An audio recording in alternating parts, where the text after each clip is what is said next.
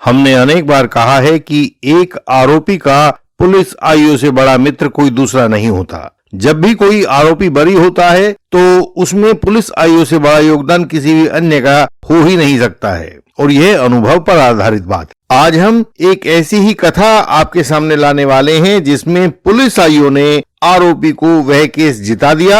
हमने सारा WhatsApp communication जिसमें पुलिस आईओ ने आरोपी को वह सारा केस जिता दिया। पुलिस आईओ की सहायता से ही हमने सारा व्हाट्सएप कम्युनिकेशन मिट्टी में मिला दिया था, जबकि इसमें सभी आसपास के लोग पक्की सजा का केस मानकर चल रहे थे। लोगों के मुताबिक यह कानून के साथ साथ नैतिकता का भी उल्लंघन था, और आजकल के ये जो महिलावादी लिबरल्स पूरे शहर में घूमते हैं, उन्होंने शोर मचाकर शहर को सिर पे उठा रखा था।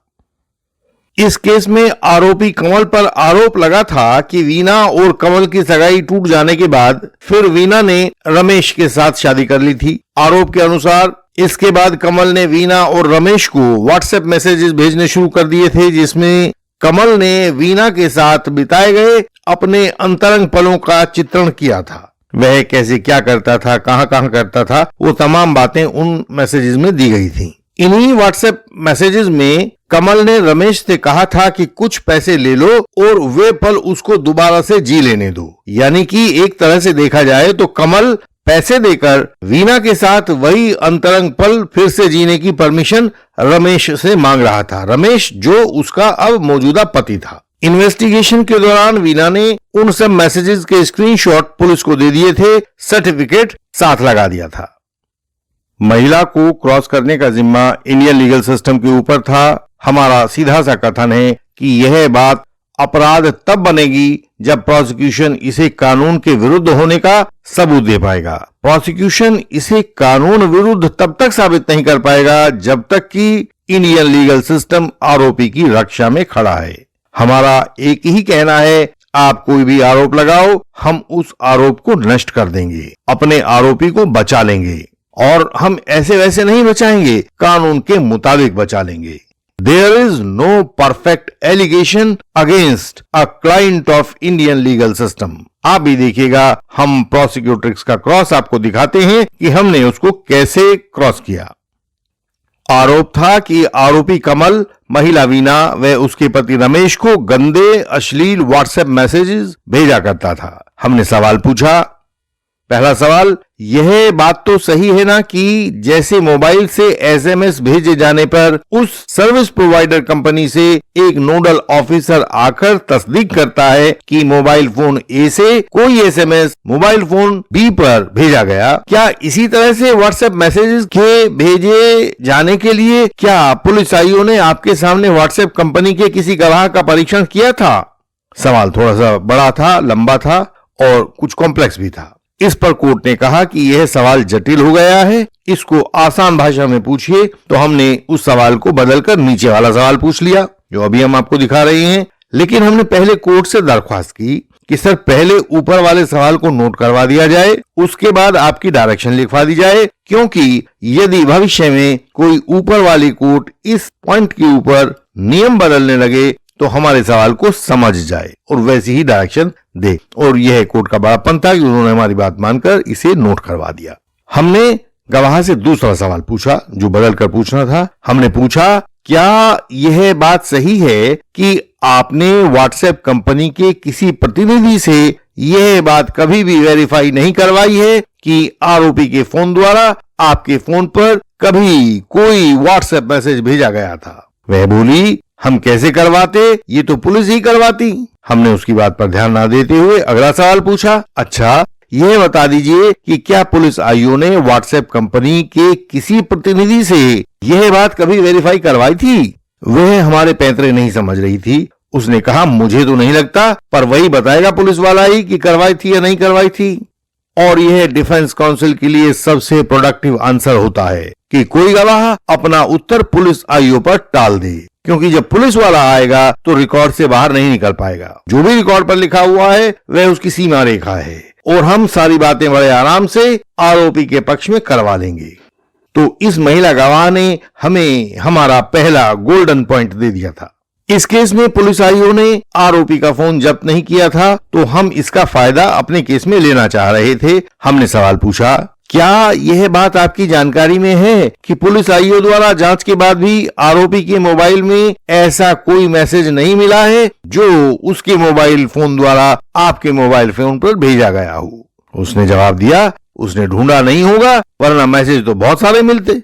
हमने अगला सवाल पूछा, क्या यह बात भी आपकी जानकारी में है कि आरोपी के फोन से आपके फोन पर कोई मैसेज भेजे जाने की पुष्टि न होने के कारण आरोपी के फोन को पुलिस आईओ द्वारा कभी भी एफएसएल में नहीं भेजा गया है? उसने हमें जवाब दिया कि ये तो आप भी जानते ही हो वकील साहब कि पुलिस सगी तो किसी की ना होती।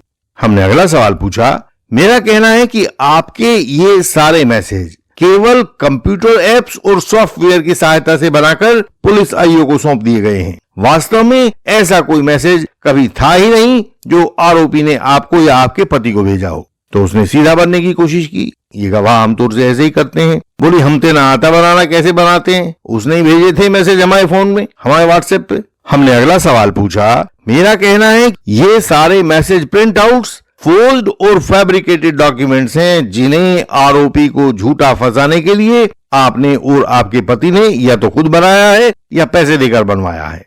उसने कहा, हमने ना बनवाए, हमें तो जो मिले थे हमने दिखा दी और पुलिस तो कुछ करती ना है। हमने उसको अगला सजेशन दिया। हमने कहा, मेरा कहना है कि ये सारे मैसेजेस, प्रिंट आउट्स, फोल्ड और फैब्रिकेटेड डॉक्यूमेंट्स हैं, इसीलिए ये आरोपी के फोन की जांच में उसके भीतर नहीं मिले। वो बोली, हमने कुछ ना बनाया जी, ये तो उसी के भेजे हुए हैं। अगला सवाल, क्या यह बात सही है कि आपने या आपके पति ने कभी कथित अश्लील मैसेजेस के प्राप्त होते ही पुलिस को तत्काल सूचित नहीं किया है? क्योंकि हमारा पॉइंट था, यदि आपको अश्लील मैसेज मिला है तो आप तत्काल पुलिस को भेजेंगे, पुलिस की सहायता लेंगे, लेकिन आपने कभी ऐसा नहीं किया। तो यही सवाल हमने उससे पूछा और उसने कहा, हमें था कि ये वैसे ही मान जाएगा, पर वो तो लगातार करता ही रहा, मैसेज भेजता ही रहा। तो उस सवाल के बाद अब हमने उसको सजेशन दिया। सवालों का और सजेशंस का यह क्रम लगातार चलता रहता है। सवाल से रास्ता गवाह का बंद करिए और सजेशन से ओनस उसके ऊपर डालिए। तो हम सजेशन दे रहे थे। मेरा कहना है कि आपके व आपके पति ने कथित अश्लील मैसेज के मोबाइल पर प्राप्त होते ही पुलिस को इसलिए सूचित नहीं किया क्योंकि ऐसे कोई अश्लील मैसेजेस आप दोनों को कभी आए ही नहीं थे। यह सब आप दोनों ने खुद ही बनाया है। वो बोली, नहीं हमने नहीं बनाया, उसने कमल नहीं बनाया है। तो हमने सवाल पूछा, क्या यह बात सही है कि आपके कथित मैसेज को व्हाट्सएप कंपनी के द्वारा कभी वेरीफाई नहीं किया गया है कि ये मैसेज कब और किसने भेजे थे? उसने फिर पुलिस आईओ के ऊपर बोझ डाला, कहने लगी, वो तो पुलिस का काम था, तो उसने कमल का फेवर किया, पुलिस वाले पे कार्रवाई होनी चाहिए। हमने अगला सवाल पूछा, क्या यह बात सही है कि व्हाट्सएप कंपनी ने कभी ऐसा कोई सर्टिफिकेट 65B एविडेंस एक्ट नहीं दिया है कि उपरोक्त मैसेजेस उसके किसके व्हाट्सएप कंपनी के कंप्यूटर द्वारा स्टोर्ड, रिकॉर्डेड या कॉपीड किए गए थे? तो वह बोली, ये हमारा काम थोड़ा ही था, पुलिस आईओ को लाना था, वो नहीं लाया तो उससे पूछो। और अब यहां इस पॉइंट पर आकर हमने सेक्शन 65B इंडियन एविडेंस की तलवार बना ली और वह तलवार इस गवाह को मारी। हमने उसको सजेशन दिया, मेरा कहना है कि व्हाट्सएप कंपनी ने इन कथित मैसेजेस को, उसके ऊपर एग्जिबिट नंबर डाल दिया, इन कथित मैसेजेस को कंप्यूटर के द्वारा स्टोर्ड, रिकॉर्डेड और कॉपीड नहीं किया था, इसीलिए उन्होंने कभी इन मैसेजेस के लिए अपना certificate 65B Indian evidence act नहीं दिया था। यह सवाल वस्तुतः सेक्शन 65B की जो डेफिनेशन है बिल्कुल उसके मुताबिक है और यह दिखाने के लिए कि उसका कभी इस केस में पालन ही नहीं हुआ है, तो हमने ये सवाल उससे विशिष्ट पूछा था।